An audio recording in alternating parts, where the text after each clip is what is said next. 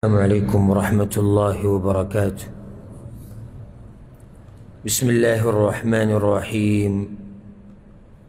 الحمد لله رب العالمين،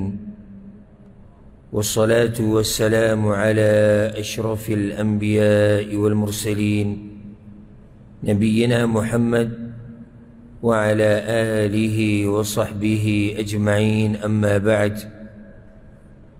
دا امام بخاری رحمه الله بدی مبارک کتاب کے دا کتاب الرقاق وضاحت روانو آغا خبری چی پاگئی سر زڑ نرمیگی. پاکرانی درس کے منگا باب شروع کرو، باب البکائی من خشیت اللہ. دا اللہ نا دا یری دلاس جڑل، ځکه چې د سترګو نه اوښ کې په اسانه باندې نه تویېږي. د هغه سړي د سترګو نه اوښ کې تویېږي چې زړه یې نری وي. امام بخاري اشاره کوي دې طرف ته، وایي زړه نرم ساته نو د الله د یرې نه به ژړا درځي، جاړې به. ابتدائی خبری بیان شوی وی چې دا جړه د الله د یری نه کول د یو لوی عبادت دی او ورک شوی عبادت دی، ورک شوی عبادت. بلکې موږ دا خبره ذکر کړې وه چې نن سبا که څوک وجاړیم د الله د یری نه په یو مجلس کې، په یو ناسته کې، نو دا خلکو ته تعجب په نظر ګوري چې یاره پلانې ګوره د الله د یری نه جاړي. پوخا د نیکانو په دور کې دا به و چې چا به نه جړل، هغه ته به خلکو تعجب په نظر کتو، یاره وایي سخت زړی دی. داسې ایتونه بیان شو، حدیثونه بیان شو، آخرت تذکره وه، د مرګ وه، د پیغمبر وه، د الله وه، او ده ونه جړل. زموږ په دور کې چې څوک وجاړي موږ ته ډېر تعجب په نظر ګورو، ځکه چې دا عبادت ډېر لږو خلکو کې پاتې شوی او د هغې بنیادي سبب د زړونو سختوالی دی. زړونه سخت شوي دي نو د سترګو نه اوښکې نه بهیږي، او کله چې زړونه نرم شي نو چې د الله نوم ورته هسې هم رایاد شي بس په ژړا شي. نور ډېرې خبرې دې مبارکې شوې وي، او قرآن کریم کې الله سبحانه وتعالی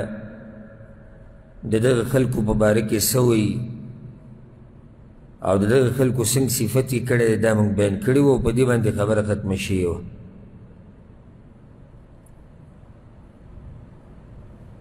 حدیث کې فضایل د دې عبادت، نو دغه حدیث به ووایو کوم چې امام بخاري راوړی دی، بیا به پسې نورې خبرې کوو. امام بخاري په دې باب کې یو حدیث راوړی، هغه حدیث ته ابو هریره رضی الله عنه، د مشهور روایت ته په صحیح مسلم کې مشتي، په نورو کتابونو کې مشتي. پیغمبر صلی الله علیه وسلم وی سبعة یظلهم الله، اوه قسمه خلک دي چې الله به ورته د قیامت پر ورځ سوری ورکوي. دلته دې روایت کې صرف دا دي، نور روایتونه کې ورسره دا راځي فی ظله یوم لا ظل الا ظله، په خپل سوري کې به وله ځای ورکوي چې د الله د سوري نه علاوه به بل سوری نه وي. بیا د هغې وضاحت په نورو حدیثونو کې شوی دی چې د خپل سوري نه مراد د عرش سوری دی.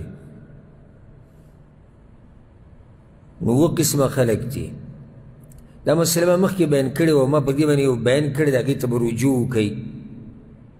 چې هغه کوم خلک دي چې الله به وله د عرش په سوري کې ځای ورکوي، نو هغه ډېر دي. معنی د دې حدیث دا نه ده چې سبعه دقه ودي فقط، نه، دې حدیث کې و بیان شوي دي، صرف دې حدیث کې و راغلي. نور د دې نه علاوه نور خلک کوم شتي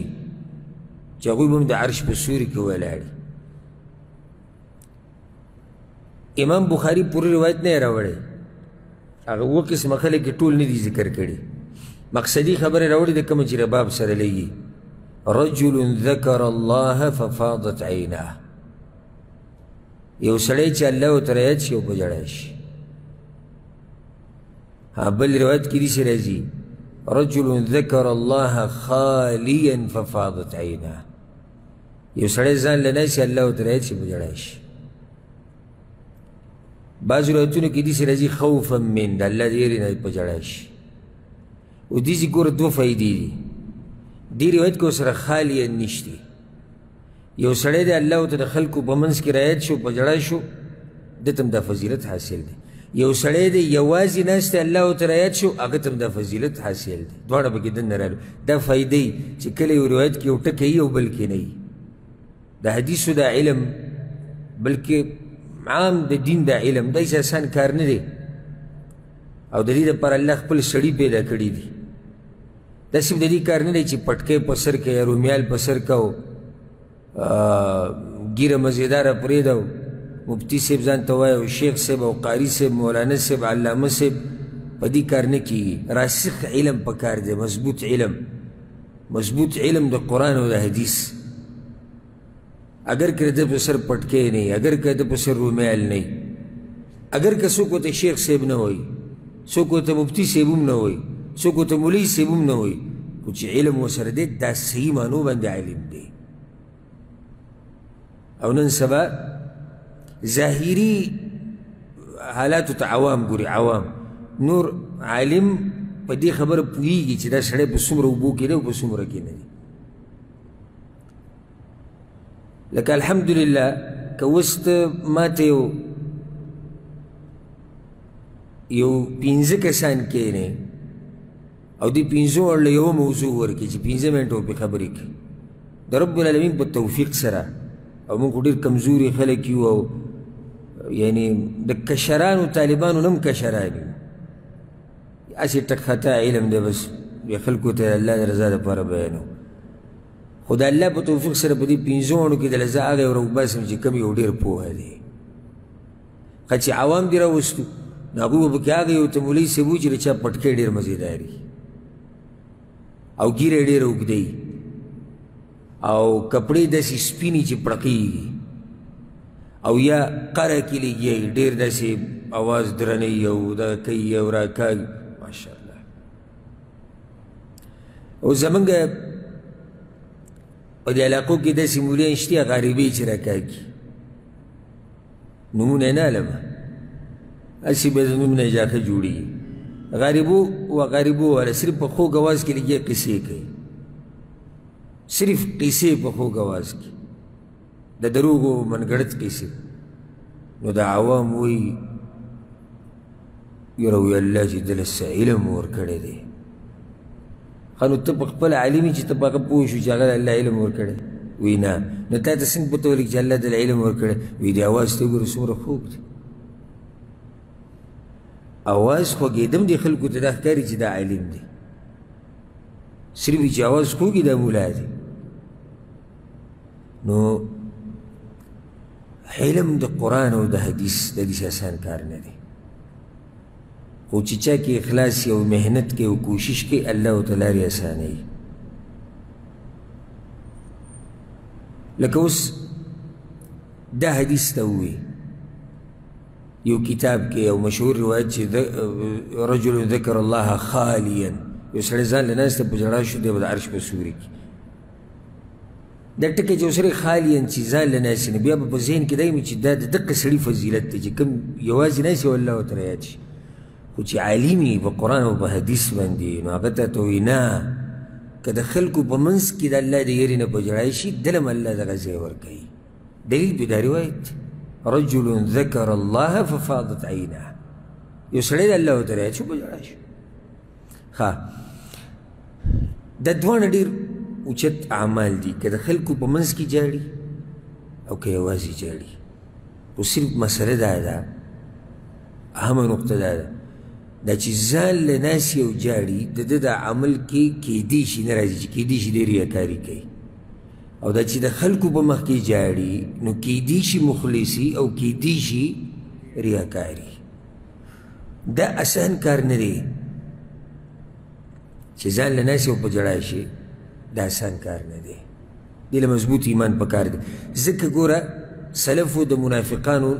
نښې یا د منافقت نښې ذکر کړي دي. یو پکې هغوی به دام ذکر کولی وي منافق سړی د خلکو په منځ کې او د خلکو په مخ کې عبادت ډېر په جذبې سره کوي یوازې یې نشي کولی دا ډېره خطرناکه خبره ده یعنې ډېره د یېرې خبره ده چې منافق سړی د خلکو په مخ کې عبادت ډېر په جوش او خروش سره کوي یوازې نشي سی چلې که نه مؤمن خالص مؤمن دی که د خلکو په منځ کې که دی جدایي که دی په تیاره کې که دی په رڼا کې که دی غریبي که دی مالداري که دی خوشحالي که دی خفهی که دی هر څنګه بیماري او که روغي د الله سره رابطه همغه شانې دا نه بدلېږي دی اوږد لمونځ په کور کې هم کوي دی اوږد لمونځ په جومات کې هم کوي دی جاړي په کور کې هم چې یوازې ناستي دی په جومات کې هم جاړي آخر څه چل دی چې دا بل صرف په جومات کې جاړي او صرف په جومات کې اوږد لمونځ کوي او آخر څه چل دی چې دی د ملګرو په مخ کې صرف تهجد کوي او بیا یې نه کوي او آخر څه چل دی چې کله دی د ملګرو سره یې دی صلات الضحا کوي او بیا یې نه کوي سړی شکي شي که ځکه دا عمل ډېر ګران کار دی او دا هغه چاته الله نصیب کوي چې هغه ایمان خالص د منافقت نه پاکي د منافقت نه صفایي د دې سره کار نه وي چې څوک مینې او څوک مې نه ویني خبره ټوله چا سره وي هغه د الله سره وي خبره ټوله هغه د الله سره وي وما تقدموا لأنفسكم من خير تجدوه عند الله څه چې تاسو ورکوئ او څه لیږئ قیامت ته د چا سره به یې مومئ د الله سره داسې ډېرې ایماني قصې دي چې را نیکان خلک چې را ځان پټۍ را پټۍ او خپله خبره نه بیانوي ویې به رانه وخت ډېر والي دا خبرې او پرېږدو چې د بلې موقع ته د سلفو حال ما تاسو ته بیان کړی او د اوسه پورې د نیکانو خلکو حال چې دوی څنګه خپل نوم پټوي او ځان پټوي ولې ځکه چې هغوی ته پته د هغه چا دپاره چې کوو هغه ته معلومه ده تاسو یو سړي له زر ریاله ورکړي چې دا واله ځان سره کېږي د کوم رب دپاره چې یې ورکړي ته پته ده بس خبر ختمه شوه نو دا زر ریاله واله او ماله د دې سند راکه او په هغې کې زما نوم ولیکه او پلانې راغلی او بیا په مجلسونو کې تذکره کوه او بیا خلکو ته وایه او بیا په فیسبوک تصویران نشر کوه او بیا یو خبره وه بل خبره وه ولې د کوم الله دپاره چې لیکوه خو په هغه وخت کې هم لیدې کله چې تا په پټه ورکول ځان پټ ساتل نیکان خلک خپل عبادت پټوي ها بعض عبادتونه نه پټېږي لکه اوس جمع سره مونځ دا نه پټېږي درس کې کېناسته دیني زده کول نورو ته دین ښووه بعض داسې نور اعمال دي چې هغه نه پټېږي خو چې کم پټېږي هغه پټ ساته روجې دې نیولې ده لازم دی چې ته دې بس سړي ته زما روژه ده نه ته لکه څه خورې څه څکې نه نه یاره الله دې عزتمند کو بارک الله فیک نه بس خبر ختمه شو نه نه زما روژه ده زما روژه څه ضرورت دی ټکي ته زما روژه ده د شپې ته تهجد لره پاسې هغه کوم رب دپاره چې کوي هغه دې بس ختمه شو خبره سحر به دا کیسه کول چې خوب به پوره نه دی شوی او بس په سر مې دړلی او یو ځله پاڅېدم او 2 رکعاته مې وکړو 4 مې وکړو ولې دا خبرې کوې هلته پلانې کور د هغو سره مې مرسته وکړه هلته یتیم و هلته جومات و هلته لاره و هلته کوڅه ولې دا خبرې بیانې دا خبرې د هغه الله سره راساته داسې رب دی چې ذره برابر عمل د هغه سره خوا کې نه ضایع کېږي ذره برابر عمل دی ذره دا نه ضایع کېږي خلکو ته یې مه بیانوه ها او دا راته یو فایدې ذکر کړم کم سړی چې ځان پټوي او خپل عبادت نه راښکاره کوي الله یې راښکاره کوي دا فایده یاده کړي لکه ډېر داسې نیکان خلک تېر شوي دي او شتي چې هغوی خپل اعمال پټوي خو الله یې ځلوي په څه طریقه سره هغه کار یې راښکاره شي. لکه شیخ ابن جبرین رحمه الله د سعودي عرب په غټو علماو کې لوی عالم و. سعودي عرب کې یو څو علما ډېر مشهور شوي نو غټ علما دلته ډېر زیات دي لکه شیخ ابن باز رحمه الله بیا په هغه پسې شیخ ابن عثیمین بیا شیخ ابن جبرین او الله ما ته دا شرف حاصل کړی چې شیخ ابن جبرین زما استاد و. شیخ ابن جبرین رحمه الله مبارک یو عالم دا قصه بیانوله او زه ورته ناست وم ما اورېدلې وه زه پخپله په هغه ټیم په هغه درس کې وم. وی دلته د سوي دي چې دلته ملګري پېژني سوي د ولته نږدې دي دې علاقه کې دلته د شیخ کور هم او جومات هم دلته و درسونه وایي چې کوم جومات کې کوو. دلته یو کس راغلی و په هوټل کې اوسېدو که تاسو خیال کړی دی دایري باندې چې ځي نو په دې غاړه باندې هوټلې راځي کوم چې خلک پکې اوسېږي د خوراک هغه هوټلې نه هغه اوسېدو هغه دغه ځای کې راځي یو څو دې ځای کې یو سړی اوسېدو هغه د کینسر بیمار و هغه د بهر نه علاج ته راغلی و د بل علاقې نه دلته راغلی و علاج او د هغه باندې یعنې ډېره لویه خرچه راتله. نو د هغې نه یو لوی تاجر خبر شو چې بهی داسې یو غریب سړی دی دلته هوټل کې اوسېږي د بل علاقې نه راغلی علاج له پیسې پکار دی او دا خلک ماشاءالله الله ورله مال ورکړی دی خو د لګولو په چل هم سم پوهېږي. نو هغه بیا په ده پسې راغی په خپله کوم ځای کې اوسېږي کوم ځای کې نه اوسېږي چې دا خرچه ټوله زه وکړم. نو چې راغی د هغه سړي د دې کمرې مخې ته خوراک او هر څه پراته و لفافه پرته وه ورې ورته وټکوه کس راووتو ورته وي دا خوراک هغه ورته دا ته راوړې وي نه زه خو نه راوړم زه خو رالم دلته پراته نو وي دا څوک دی د الله بنده چې زه سهار راپاسم سهار مانځله ځمه دلته دا هر څه پراته یو لوی شی راوړی او دا لفافه په دې کې پیسې پرتې روزانه. نو دا کوم عالم چې دا قصه بیانوي هغه ویلي تاجر ما ته خبره کوله چې زه هم حیران شوم چې دا د کوم ځای نه دومره ده سره مرسته کوي څوک او پته یې نه لګي او پیسې روزانه دله ورکوي. نو زه ورته پټ کېناستمه د شپې چې زه به دا سړی معلوموم دا څوک دی.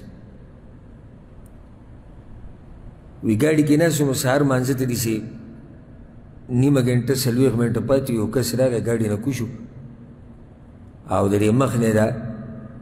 شماغ تاو کړی و په دې تلو کې ما ونه لید چې را کوشو نو ما ولیدو تکه سپینه ږیره وه او سم ښکلی سړی و او بیا ګاډي ته وختو ولاړ وی زه بس هم شاته لاړم دې سړي سره میلاوېدو غواړي دا خو یو ناشنا مؤمن دی وی زه بس هم لاړم هغه کور ته ورننوتو کور خوا کې وی جومات اذان چې کله وشو زه ناست ناست وي هغه راووتو دی جومات ته منزله تو وي زه هم منزله ورغلم چې کله مونځ ختم شو او درس دپاره اعلان وشو چې به شیخ ابن جبرین رحمه الله درس به او پلانی کتاب کې د هغه روزمره درسونه به سهار منځ نه بعد مازدیګر ماښام ماسخوتن دا په مخه و وی کرسۍ ته هغه سپین ږیری وختو کوم چې مال ته لیدلی و د درس کرسۍ ته هغه سپین ږیری وختو کوم چې مال ته لیدلی و سامان و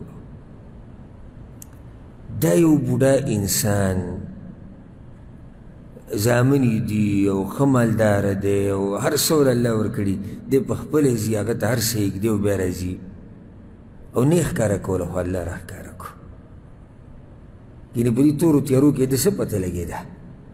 خبره مې دې پوره واوسه چې ته ځان نه ښکاره کړې که نه الله دې ځلی خو چې ځان ښکاره کوې او هر ځای کې وې ما دا او ما دغه او ما داسې الله یې شرموي نو عبادت پټ ساته د الله سره رازونه ساته د الله سره څه ساته رازونه چې په هغې ته مطمئن یې که زه مړ شوم او الله ته مخامخ شوم نو زما د هغه سره رازونه دي چې هغه صرف الله ته معلوم دي او بیا ما ته معلوم دي بس داسې رازونه د الله سره ساته چې ته پې مطمئن یې، ته ورته خوشحاله دا خبره ټوله مادې پورې راوسته چې رجل ذکر الله خالیا، ځان له ناست الله ورته رایاد شو، په ژړا شو، الله ورته رایاد شو، د هغه عظمت، د هغه شان، د هغه صفات، د هغه نومونه، د هغه لویوالی ورته رایاد شو، اوس په ژړا شو. او څومره اوچت انسان. اوس ګوره دا ژړا معمولي عبادت نه دی، د دې د لاسه الله دله ځای ورکړو، قیامت پر ورځ به څه کړي؟ د عرش په سوري کې. د دې دپاره امام بخاري دا حدیث راوړی، وایي معمولي مه ګڼه دا عبادت، د عرش په سوري کې به ته ځای میلاو شي.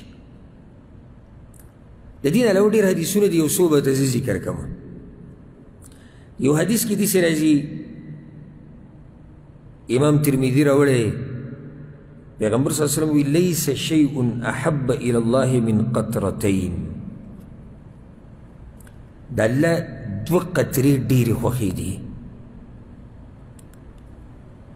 ډېرې زیاتې خوښې دي. قطرة دموع فی خشیة الله،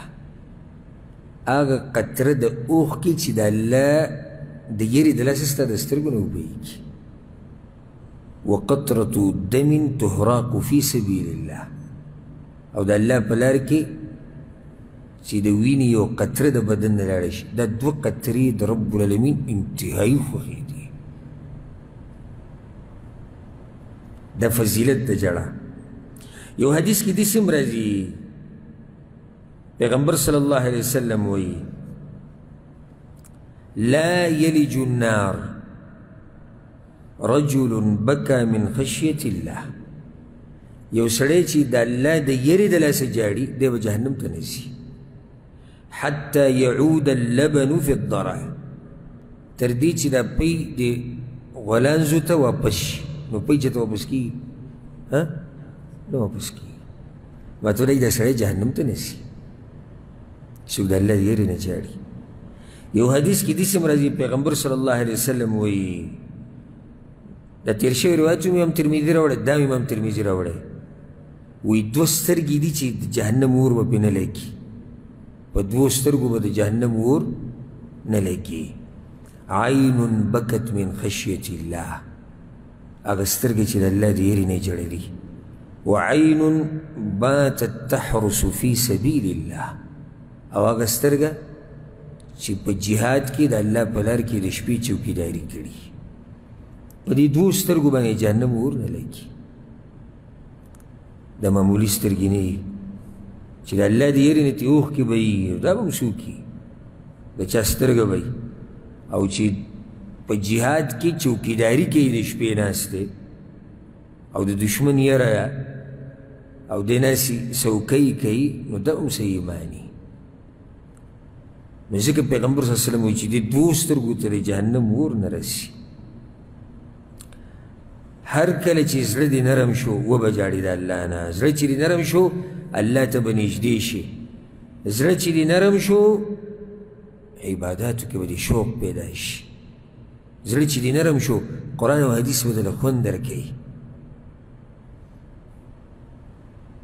پیغمبر صلی الله علیه وسلم ته ګوره، اسې څو مثالونه ذکر کوم، نور دا یو اوږده موضوع ده، که موږ د پیغمبر صلی الله علیه وسلم د سیرت نه دا خبرې را جمع کړو که نه، یو غټه موضوع ده، خاص یو څو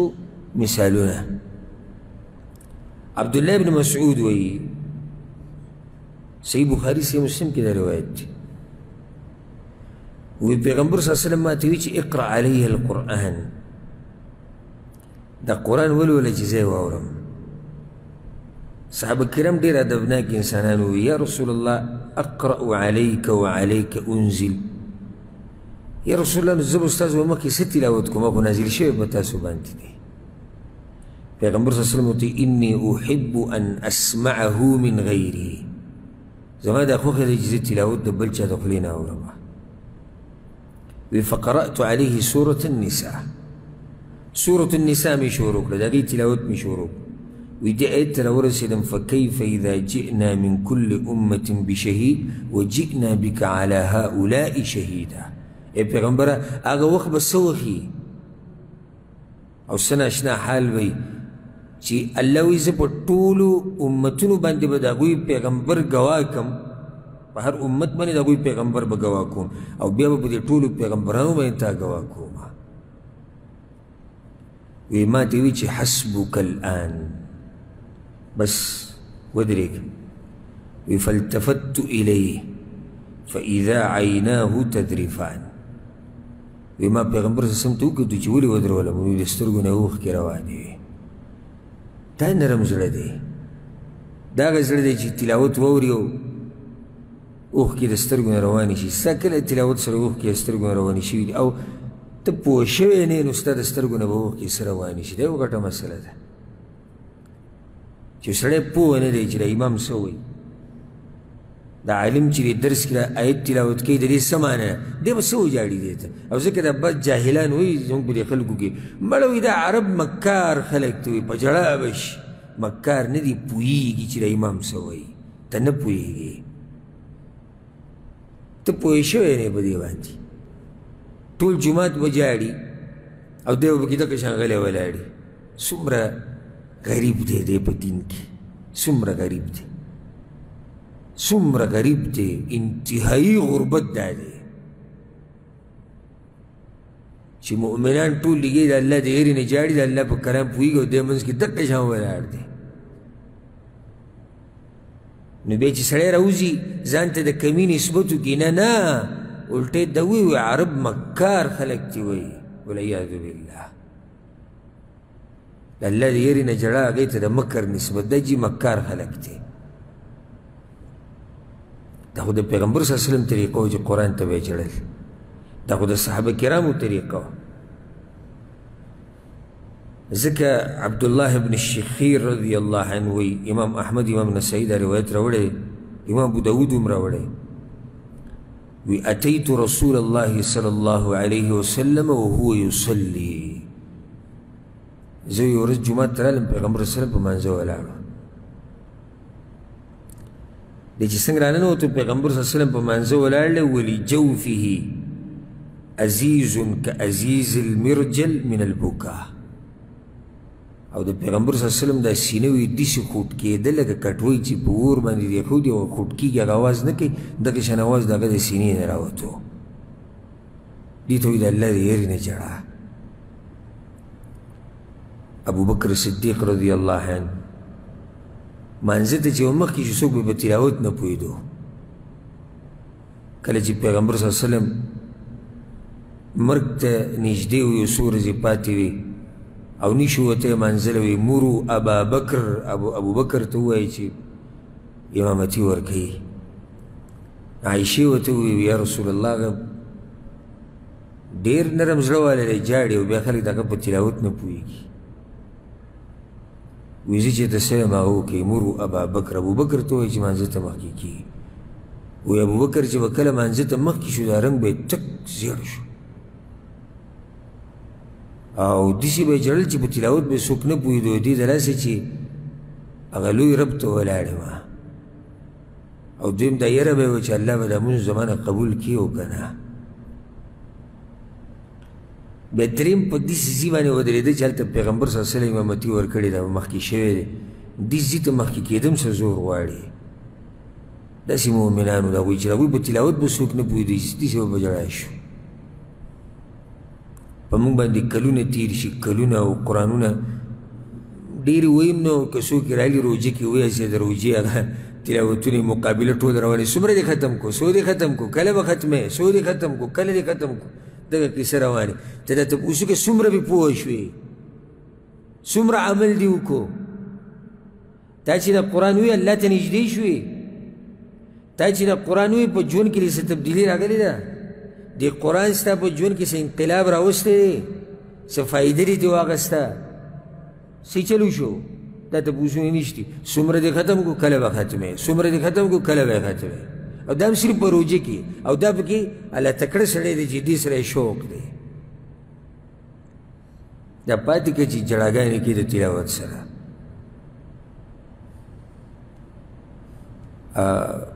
یو ویډیو ډېره نشر شوې ده، کېدای شي تاسو به لیدلې وي. یو سپین ږیرې بوډا ناست دی عربی په جومات کې، او چا ترې پټه ویډیو کړې ده. یو ستنې ته ډډه لګولې ده خو سم سپین ږیری داسې کونټي دی سم او قرآن وایي په زوره وایي او یو ټکی چې وایي د الله سره خوځوي او داسې جاړي داسې جاړي لکه ماشوم چې جاړي سم جاړي او بیا پکې هغه آیت منځ کې د الله د صفات راشي چې الله رحمان دی د دې سره سم په ژړا شي او دا آیت بیا یو دوه درې پیرې ووایي هسې ما چې وکتل نو ما دی اوس د قرآن سره ژوند تېروي دی په دې آیتونو کې دننه اوسېږي دی اوسېږي دې کې دننه دی د هغې سره زړه ژوند دی دی د آیتونو سره بلې دنیا ته تللی دی دی د دې نه خبر چې ما نه څوک ویډیو کوي یا زه جاړم یا لاس ورسره ړقوم یا که څوک دلته راشي جومات کې زه نه نه نه دی بلې دنیا ته تللی دی بل ځای ته تللی داسې تلاوتونه چې الله چاته نصیب کړي که نه دا ډېر اوچت خلک یو حدیث کې راځي امام ابن حبان راوړی دی د عبید بن عمیر رحمه الله نه هغې وپیر عایشې رضی الله عنها ته وویل ام المؤمنین څه ناشنا قصه راته وکړه چې تا د پیغمبر صلی الله علیه وسلم لیدلي ځکه چې دا بیبي دی دی به ډېر څه ناشنا لیدلي او دا خو هغه زنانه ده چې پیغمبر صلی الله علیه وسلم وایي چې زه د عایشې سره په طلایي کې پروت یم او په ما وحي راغلی ده دا دومره اوچته زنانه نه دی خو به ډېر څه لیدلي نو دې عبید ورته ووایي ام المؤمنین څه ناشنا قصه راته وکړه د پیغمبر صلی الله علیه وسلم ناشنا قصه وی هغه یې لږ ساعت غلی و سوچ یې کوه چې کومه ناشنا دا خو هر یوه ناشنا ده دا خو ټولې خبرې څه ناشنا دي او څه ناشنا خونې دي خو کومه نو یو یې پکې ذهن کې راوسته نو ورته وایي چې لما كانت ليلة من الليالي په شپو کې یو شپه وه او پیغمبر صلی الله علیه وسلم وی ما سره و وی ما سره ناست و پاسېد اکدم کېناست وی ما ورته چې یا رسول الله خیر خو دی وی ما ته وایي چې یا عایشه ذریني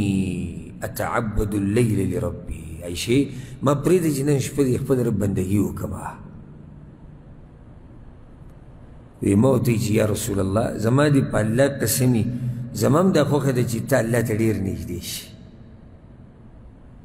او څه چې په څه چې ته خوشحالېږي موږ په خوشحالېږو ته د الله بندګي کوې نو زه به تا منع کړم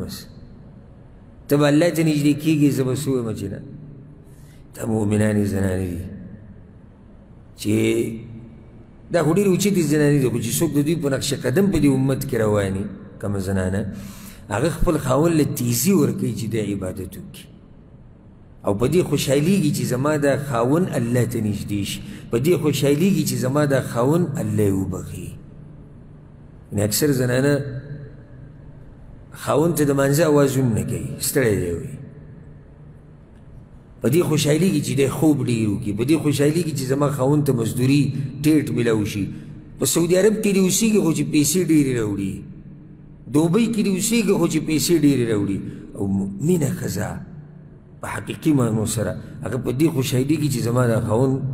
الله ته نږدې شي زما دا خاوند جنت ته نږدې شي زما دا خاوند د جهنم نه لرې شي په دې خوشحالېږي وی ما ورته چې رسول الله موږ خو په دې خوشحالېږو وي فقام فتطهر پاڅېد او اودس یې وکړو ثم قام یصلي او په مانځه کې ودرېد او وی چې څنګه ودرېد په ژړا شو دا وی عجیبه قصه ده نو سړی به چې دي که عجیبه سړي جړل خو به هغه جړل واوره که نه جړه بل شان جړا ده وی ودرېد او په ژړا شو وی دومره وجړل چې دا ګریوانې په دې اوښکو لوند شو د اوښکې په دې ګیره روانې وه هغه په دې ګریوان بهېدې وی بیا چې کله کېناستو منځه کې چې کله کېناستو او جړه د هغه روانه وه دا ګیره وی په دې اوښکو ډکه شوه لمده شوه صرف دا نه وی دومره وجړل چې لاندې هغه ځمکه یې لمده کړه حتی بل الارض زمکه باندې وي د اوښکې لګېدې د پیغمبر صلی الله علیه وسلم او دومره جوور ننوتی و د الله سره په دې جرګه کې چې بلال رضی الله عنه راغی وی یا رسول الله د سهار د مانځه ټیم دی فلما رآه یبکي چې ویل پیغمبر صلی الله علیه وسلم خو جاړي او څه بل شان جاړي وی یا رسول الله تبکي تاسو جاړي وقد غفر الله لك ما تقدم من ذنبك وما تأخر الله خو ستاسو تېر شوي او راتلونکي خطاګانې او هر څه لغزشونه درته معاف کړي تاسو جاړئ دومره د الله د یېرې نه پیغمبر ورته افلا اکونو عبدا شکورا ستا دا نه ده خوښه چې د الله شکر ګزار بنده جوړ شه یعنې دا د پیغمبر دا جړه دا ګوره شکر ادا کول دي او زما او ستا دا پته هم نه لګي چې اخرنی انجام زما او ستا څه دی زمونږ اخره خاتمه په څه ده بیا هم زمونږ د سترګو نه اوښکې نیسي په تهجدو کې کم یو ملګري داسې جړوي ځان له جواب ورکړي بلکې ډېر به دا وایي چې ما تهجد کړي دي نو جړه د کم ځای نه راغله ما چې تهجد کړي نه نو جړه به د کم ځای نه راشي یو حدیث کې راځي د صحابه کرامو حال واوره امام بخاري دا روایت راوړی دی انس بن مالک وی خطب رسول الله صلی الله علیه وسلم خطبه ما سمعت مثلها قط یو پیر پیغمبر صلی الله علیه وسلم خطبه وکړه خو څه ناشنا خطبه وکړه ما وی داسې خطبه د پیغمبر صلی الله علیه وسلم د خولې نه مې اورېدلې داسې خطبه وکړه او بیا دا ووی لو تعلمون ما اعلم لضحکتم قلیلا ولبکیتم کثیرا کمی خبرې چې ما ته معلومې دي که ده تاسو ته معلومې وې نو تاسو به ډېر لږ خندلی وې او ډېر به م ژړلی وې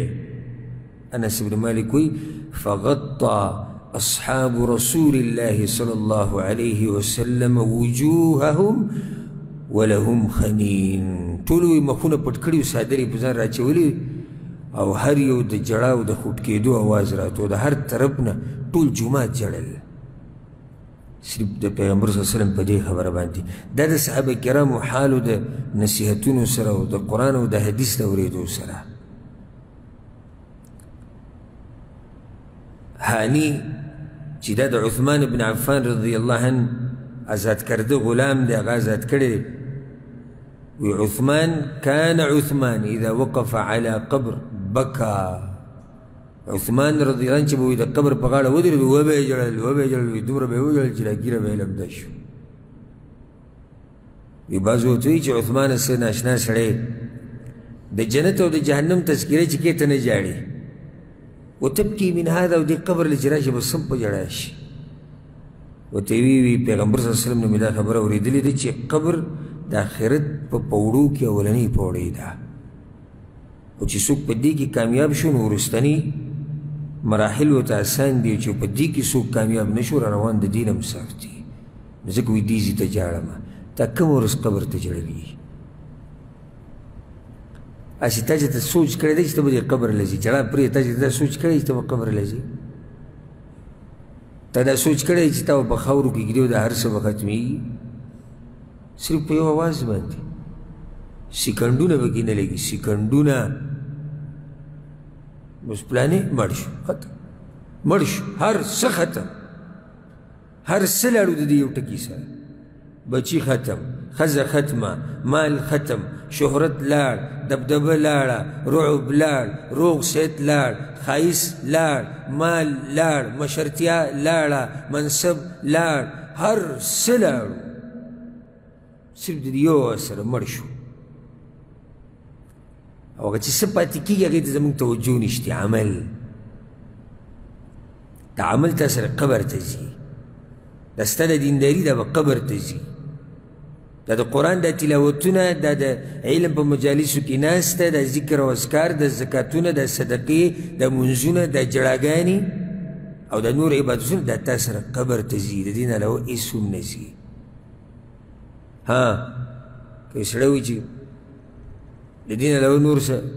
کیدی شي او کفن دی بس صرف کفن دی او نور هېڅ هم نشته دغه عمل دی چې د تا سره قبر ته ځي او تعالی به راځي مخې له څنګه چې حدیث کې راځي وګوره حدیث دی چې دا عمل د انسان سره په قبر کې ملاقات کوي همدغه ستا د عمل به تا سره ملاقات کوي ستا خوښه ده چې ته څنګه عمل ځان سره قبر ته وړی ماشوم نه چې زما په خبره نه پوهېږي ښه په هر څه پوهېږي په دنیا دومره پوهېږي چې د نوک په سوکه باندې ته روپۍ او ډالر او دا معلومولی شي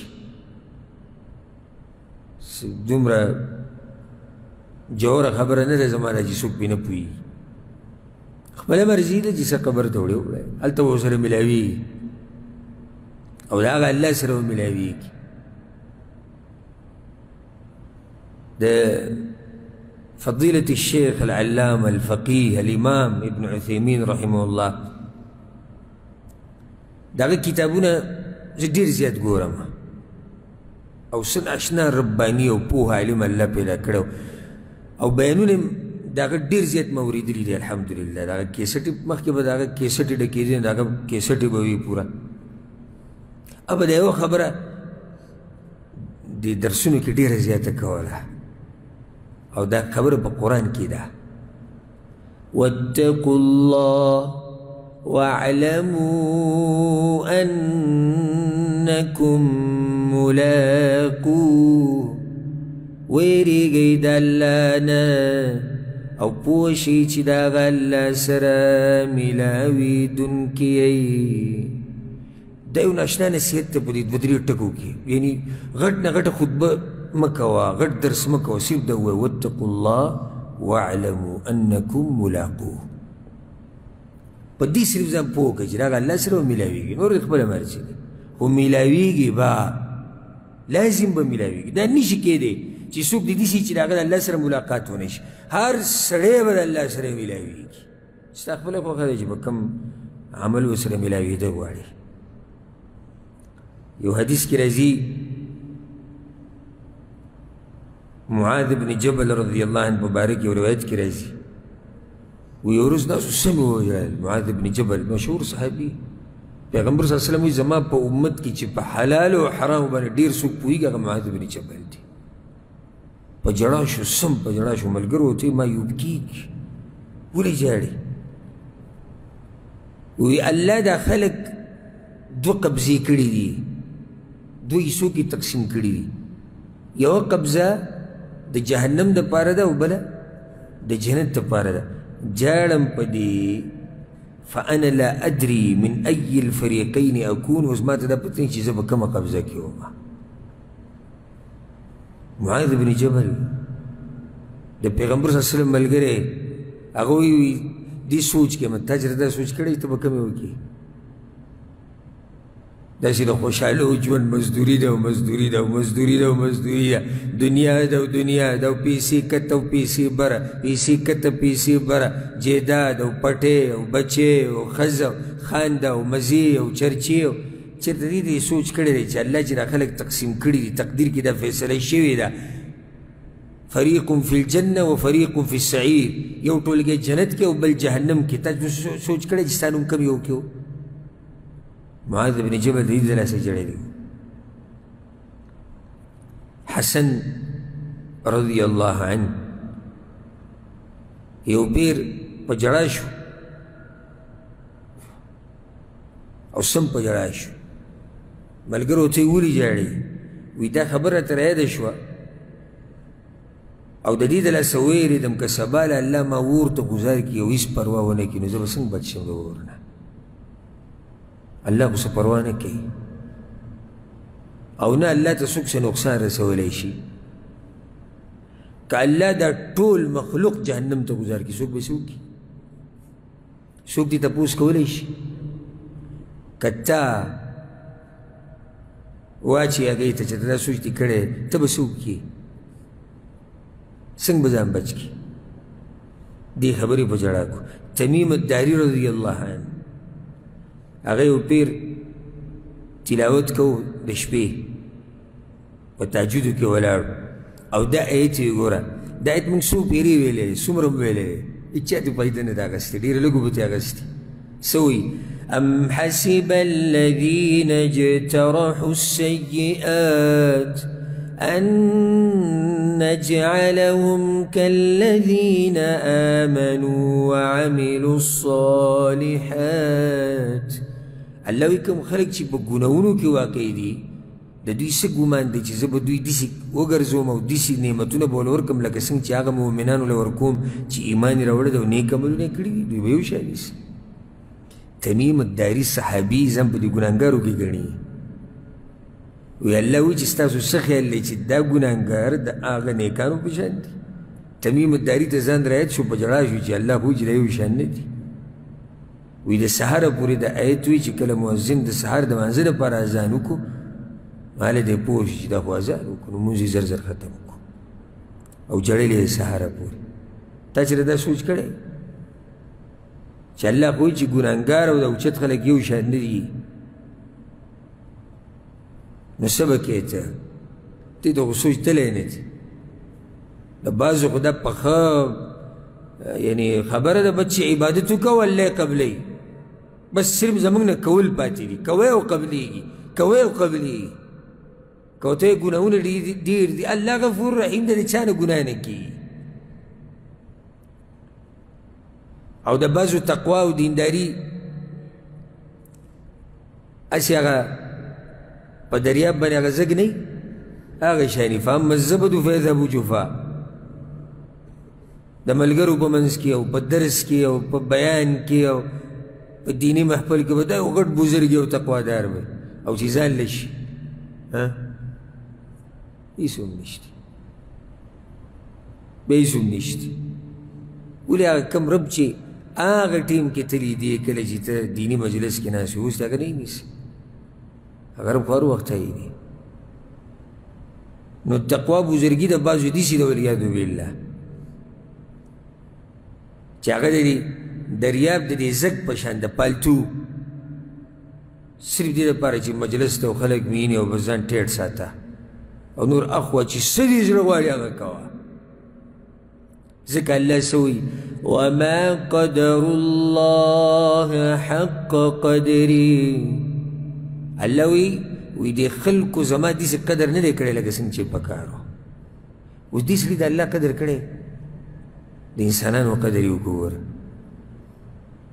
د انسانانو په مخ کې ګناه نه کوله، انسانانو په مخ کې ډېر بزرګ او تقوادار چې کله دی والله شو بیا په هر څه ورځي. ده د الله قدر کړی. الله د منافقانو مبارک یې څه وایي یستخفون من الناس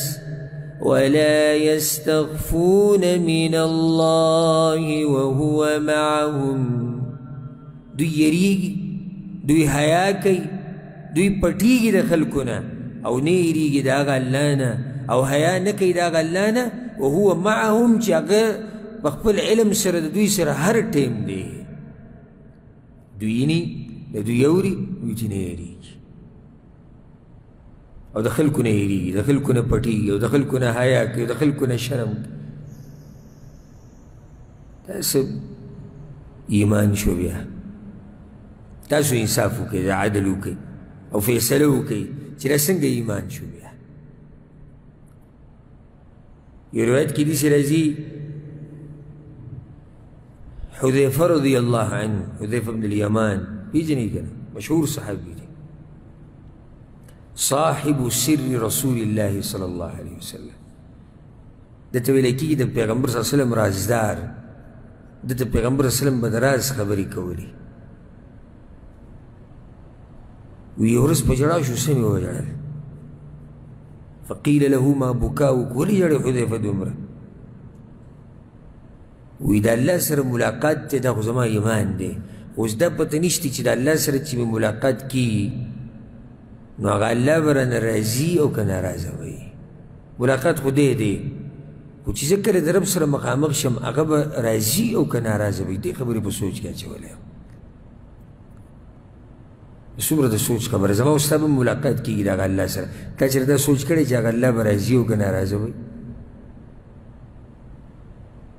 لکه حدیث کې راځي چې کله د نیک بنده نه روح وځي نو ملائکو ته وایي اخرجي ایتها النفس الطیبه، اے پاک نفسا، ایک پاک روح روزہ الى روح و ریحان، روز نعمتونو تا، روز خوشحالو تا، و رب راض غیر غضبان، او دیس رب سره دی ملاقات تے چاکا تا نرازی دے تا تا با غصه نه دی چی دا زیر چا تا وشی و ساتی وزی دا غٹیم کی. ولی دا باز مڑی دا نیکان مومنان چی کلا وین دیسی مسکی چی لامبے کفن کی مسکی یو چی پوها سڑے لامبے دیندارا ناغا پویگی پا دی علاماتو باندی چی را سڑے اللہ تا نجدیو دتا دقا ٹنکی دا زیر وشی وی روزا دیسی رب طرف تا چی تا نرازی دے غصه کی نده دی خوشحاله چی خوشحاله چی ساتی وزی حقش هم پاتیش او قبلتو ویلش روزا اے پلیت روحا، روزا دا اللہ عذاب تا دیسی رب دی انتظار کی چی اگر تا تا پا غضب و پا غصه کی دی دا اگر سر بسنگ ملاقات کی دا اگر رب سر چی تانا ناراض دے سنگ بو سر ملاقاتو کی دی دنیا پرستو تا دوئے دا دنیا والا وی ملک سبتانا خبا دے غریب ڈوڑی ہی نتیری گئی دا کلی ملک زمانہ سے دے خبا دے او کور مخی تبا تاویگی را تاویگی او کلب یو حدی اوڑی او کلب بل گفت اوڑی او کلب اسی کینی پاسی جی ملک سب کتا او خان سب برا دا چمچے بچلے و توائے ملک سب پری دا کمپنی منیجر تانا خبا دے پدا وقتیری کمپنی منیجر دے سی چھے خبا شو اللہ دے خوش آلے کی خود دی دنیا والا ہوتا گھاٹا مسئلہ دا تا چرتا دا سوچ کردے دے چی دی ہر سا مالک دی دنیا مالک اگر تا نرازی دے او کا ناراض دے چرتا دی سوچ کردے چرتا جڑلی دی دلاس چی آگا اللہ با رازی او کا نبای رازی زبر دی وحکول مثال در کم چی اسرے تک پولی خیز سر خبری کئی او خزیتی خپشی تلیفون بزی بند کی خزیتی خپشی تلیفون بند کی دی بیسے کئی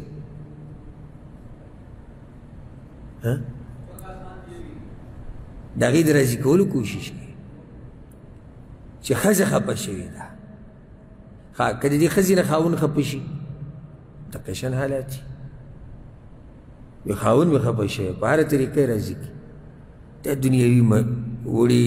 خبری دی چرتا دا سوچ دی کڑے چاکا عرش ورطان رازی دے وکا ناراض دے اگر سر بطا بکم حال کی ملاوی گی دا دید لسا حذیفہ رضی اللہ عنہ جڑے ہو عبدالرحمن ابن عوف رضی اللہ عنہ دا کیسا منگسوسو پیری بین کردے دا سیرت کم را گلے دا غیو پیر روجہ او روجماتی ہوتا خزی کی خودو او جڑلی سمی جڑلی یہ روجماتی تا چوکتو اگو تیولی جڑیا خزی ہوتی وی مصعب بن عمیر شہید کریش دو حود پا غزا کی وکان خیرا منی زمان غورا دا گورا گو دیسی مومنانو بل بیدزان غورا گانو دا بینیج دا غورا وی اگر زمان غورا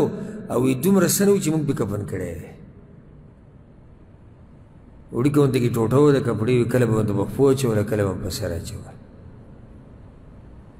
اوی بی سلگی ونی و خسما اوی وقتل حمزہ و حمزہ رضی اللہ عنہ پیغمبر سلم ترو یاکم شہید شہید وهو خیر منی او زمان غورا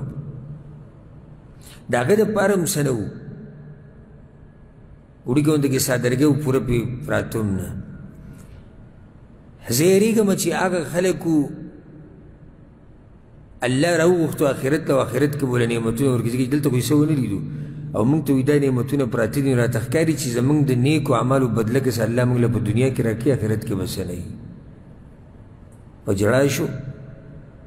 او اگر او جماعت پری خودو پاسی دو تا چرا دی خبر تا سوچ کرد تا سر چی کم نعمتونی تا چی دور مزو چرچو کی دیش دستا دا خو عمالو بدلی او آخرت کی سنی اگر دیر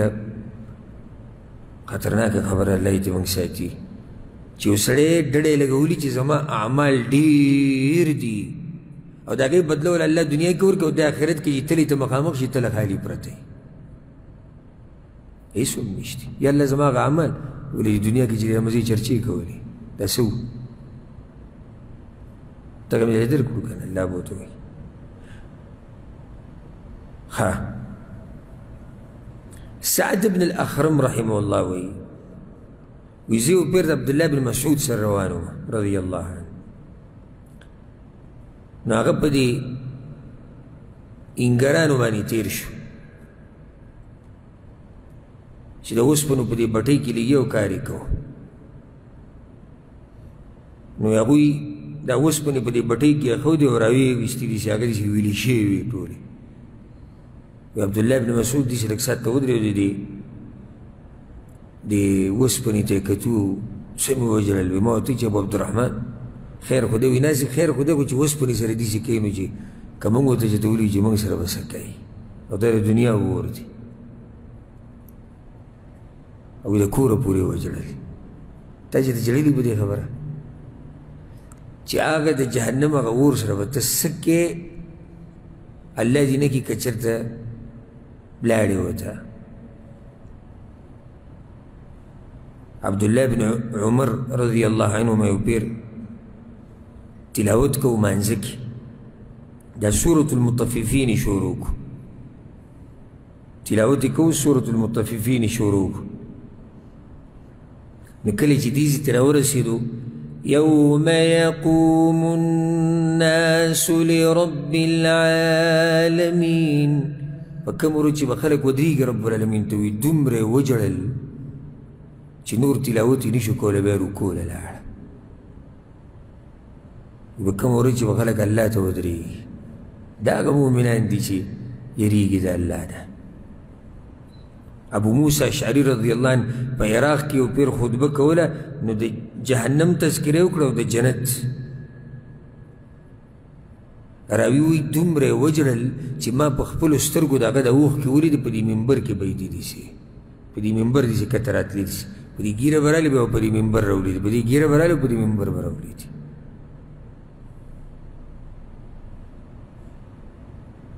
مسروق رحمه الله وایي وی زه یو پیر د عایشې رضی الله عنها سره ناست وم وی هغې دا آیت وی فمن الله علينا ووقانا عذاب السموم جنتیان به یو بل سره دا خبرې کوي څه خوندور مجلس به وی دا جنتیان به یو بل ته وایي چې فمن الله علينا بس الله رحم وکړو په موږ باندې ووقانا عذاب السموم او دغه ګرم اور نه یې بچ کړو وی عائشہ رضی اللہ عنہ په جړا شوه سبې وجړل وی ربي من وقیني عذاب السموم وی الله په ما رحم وکړه دغه ګرم اور نه مې بچ کوي الله دا د پیغمبر بیبي ده دا د پیغمبر صلی الله علیه وسلم هغه بیبي ده چې په ټولو کې زیاته خوښه ده هغه وی الله په ما رحم وکړه دغه ګرم اور د عذاب نه مې بچ کوي الله تا چېرته دعا کړې ده چې داسې لا چې اوچت کړي چې الله جهنم د اور نه مې بچ کړه دعاګانې هم نن سبا صحیح د الله نه دنیا هم غوښته پکار دي خو صرف دا هم نه دی چې سړی په دنیا پورې ونښلي دغه دعاګانې یا الله بس رزق پراخه کړي او په کور کې حلال رزق راکړي او بچي نیک عمله لوی کړي او بچو له لوی ژوند ورکړي او ښځې له مې لوی ژوند ورکړي او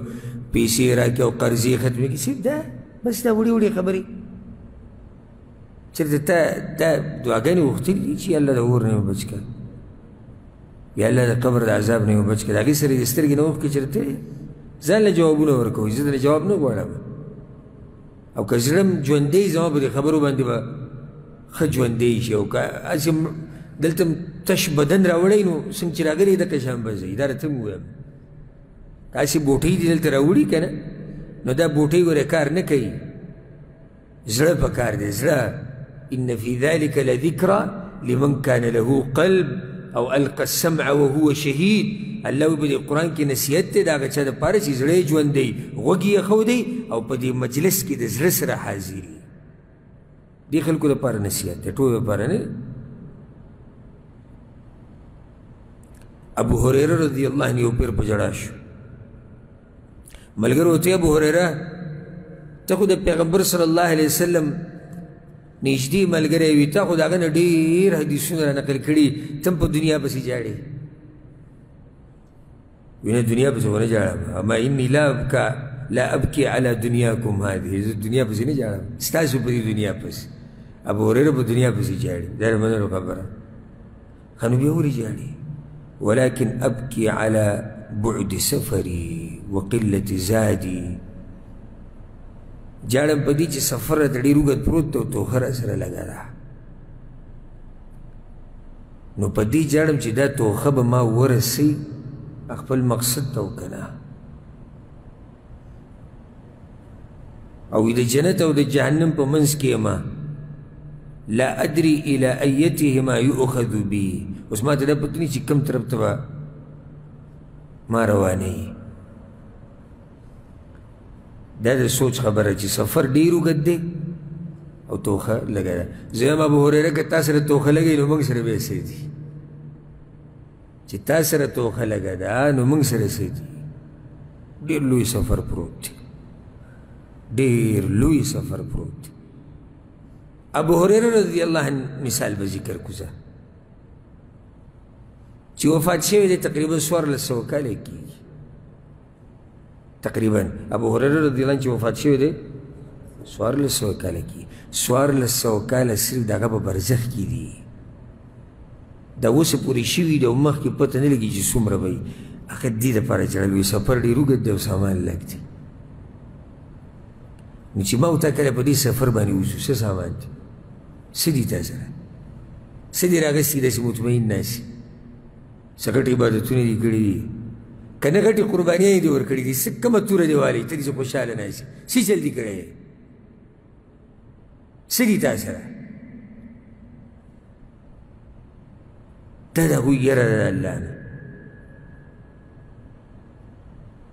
بعضو تابعینو نه دا خبره نقل وي سحر به هم جړل او ماښام به هم جړل. فقیل له فی ذلک، چا ورته وویل پلانې ته سحر هم جاړې او ماښام هم جاړې، ستاسې عجیبه قیصه ده. صحیح ده سړی جاړې خو دومره اخر وجه څه ده؟ وی یریږم د دې نه چې داسې نه الله مې چېرته په نافرماني او په ګناه ویني او راته ووایي چې ورک شه زه درنه ناراضه یم. موږ خو ګناهونه نه کوو که نه؟ تاسو ټول پاک یې ګناهونه نو چېرته هم دې ته سوچ کړی چې الله راته ووایي چې ورک شه زه درنه ناراضه یم؟ د کپیل خلاف ورزي به وکړې؟ ما پرون دې ملګرو ته وي یو کس وي زما د کپیل به مسله دومره پیسې رالې، ما دومره ما یې دقیلې ورکې یو میسیج درته وکړي دومره راوړه سم ورماتې په جاز کې پسې هم ځي د پیسو بنډل هم دومره وړې او د عالم غریب مرۍ بوغی شوي د الله په لار کې ولګه بړه زموږ ځانله غریبي دا و ځانله مالات خراب دي. او چرته مې کپیل په داسې حالاتو ویلی نه چې راته وایي چې ورک شه کپالت وړه بیا به څه کوم وایي که عرش والا راته وایي چې ورک شه زه درنه خفه یم بیا به څه کوې؟ ته د کپیل او د منیجر او د خان او د ملک او د وزیر اعظم او د صدر دې غم کې که نه چې الله راته ووایي چې ورک شه زه درنه ناراضه یم زما نافرماني دې کړې ده، څه جواب به بیا ورکړي؟ اسماعیل ابن زکریا رحمه الله د یو کس قصه بیانې حبیب ابن محمد دا د ګاونډي و، دا حبیب ګاونډي دی د اسماعیل ابن زکریا رحمه الله. وی كنت اذا امسيت سمعت بكاءه واذا اصبحت سمعت بكاءه. سحر به ما د حبیب جړه اورېده، د شپې مې اورېده، اوس ته هم څه ناشنا جړه ده چې بل کور کې اورېدی کېږي. وی ورله ما ور مې وټکو چې حافظ څه مسله ده؟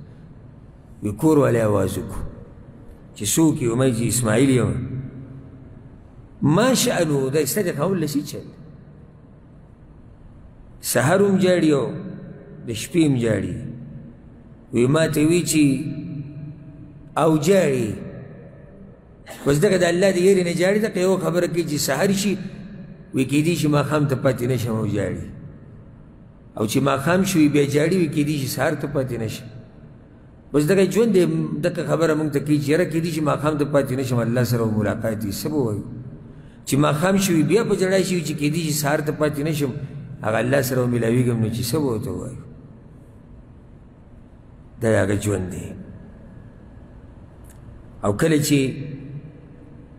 د عطاء السلیمي رحمه الله نه تپوس وشو وی ته په مخه غمجن یې په مخه ته غمجن یې ولې هغه ورته وی عکس ته وی تباشي الموت فی عنقي په غاړه کې راته مرګ پروت دی والقبر بیتی قبر مې کور دی وفي القيامة موقفي وقيامت بروز الله تودريد دي وعلى جسر جهنم طريقي دي جهنم بشابان دي پل پاقيبة تيريغا ما نسبه سخوش حالا شما دبا نجاڑا ما چه مرگ را تا پروت تے قبر میں کور دے اللہ تا مقامق کی دي دي جهنم پشا تيريد دي تمانا تا پوس کے چه ولی تا پا مقا غم جنے اچھتا سوچ سوچ کرے چې مرګ پروت دی او بیا قبر کور دی او بیا الله ته مخامخ کېدلي او بیا په جهنم باندې تېرېدلي چا دا سوچ کړی ټول سوچونه د دنیا روان دي ټول سوچونه د دنیا روان دي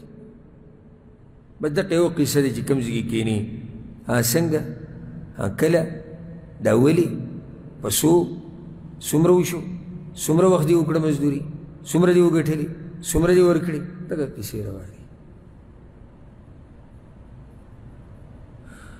فضاله ابن صیفی رحمه الله دا ډېر عابد زاهد انسان و په سلفو کې او دې مشهور په دې باندې چې انتهایي به یې ژړل د الله د یېرې نه بلکې بعضو کتابونو کې داسې راځي په دې مخ کې کرښې شوي وي د الله د یېرې نه ژړل به یې که نه هغه اوښکو له لار کړې وه په دې مخ کې یو کس پسې ورغی ور یې ورته وټکو نو خپلوان یې راووتو کور والا خپلوان یې وایي د دې فضاله باره کې تپوس کو دې په مخه جاړي ولې جاړي دی وایي دې جاړي دغه یو خبره کوي چې سفر راته اوږد پروت دی او سامان نشته په مخه دغه ناسې دغه سوچ کوي کور کې وړو ته مو وایي ښځې ته مو وایي سفر اوږد دی او توخه لګه ده امام حسن بصری رحمه الله د شپې راپاڅېد एकदम په ژړا شو څه مې وژړل ښځې راپاڅېد هغې ورسره مې وژړل او نورو خپلوانو ټولو ورسره وژړل وایي کور کې د ژړا د اواز سم اوچت شو وایي بیا دې تپوس وکړو وایي ولې دې دومره وژړل موږ خو ستا د ژړا سره وژړل وایي زه پروت وم په دې تولۍ کې یو ګناه راته رایاده شوه بس په ژړا شوم که الله دا ګناه ونه بخښي نو زما به څه حال وي یوه ګناه د یوې ګناه د راسه ټول کور په ژړا شو سهار ماښام یو سړی په ګناهونو کې ډوبي او د صرف پروا نه نه ژړا زړه ته راځي او نه یېرېږي چې که الله مانه دې تپوس وکړي زه به څه یم الله ته او داسې ډېر واقعات دي زه هغه تفصیل نور نه ځم خو دا مې یو څو ذکر کړې چې تاسو پته ولګي چې زموږ د دین د مشرانو دا حال و د دین د مشرانو د هغوی دا حال و عمر بن خطاب رضی الله عنه په دې مخ کې کرښې شوې وي د ژړا د لاسه دومره به یې ژړل چې د اوښکو یې په دې مخ کې کرښې کړې وي او هغه څوک و عمر بن خطاب رضی الله عنه فاروق ورته ویلی کېږي او هغه به دومره یې ژړل د الله د یېرې نه نو په ځان کې د اوچت صفت راولي او دا د هغه وخته پورې تاسو په ځان کې نشئ راوستی چې څو پورې زړه نه نرم شوی او زړه د هغه وخته پورې نه نرمېږي چې څو پورې په قرآن او حدیث ځان نه یې پوه کړی زړه هسې نه نرمېږي چې څو پورې د دین نه یې اورېدلی د علماو سره نه یې ناست د علم په مجالسو کې نه یې ناست دا زه نه منم چې ستا زړه دې نرم شي زړه هسې نه نرمېږي نو چې زړه دې نرم شو د الله د یېرې نه به وژاړې او چې د الله د یېرې نه دې ژړل الله به دې راضي شي حدیث تېر شو که نه چې په دې سترګه باندې د جهنم اور حرام دی، په دې سترګه باندې جهنم اور حرام دی. نو د اوچت صفت په ځان کې راولي. الله سبحانه وتعالی دې دا عظیم عبادت د دې د کولو توفیق موږ له راکړي. الله دې زموږ زړونه نرم کړي. په دې باندې به اکتفا وکړو. روان درس کې به انشاءالله نوی باب شروع کوو، باب الخوف من الله، د الله سبحانه وتعالی نه یره کول. الله سبحانه وتعالی دې موږ پوه کړي په قرآن او په حدیث باندې. هذا والله أعلم، وصلى الله وسلم على نبينا محمد وعلى آله وصحبه أجمعين.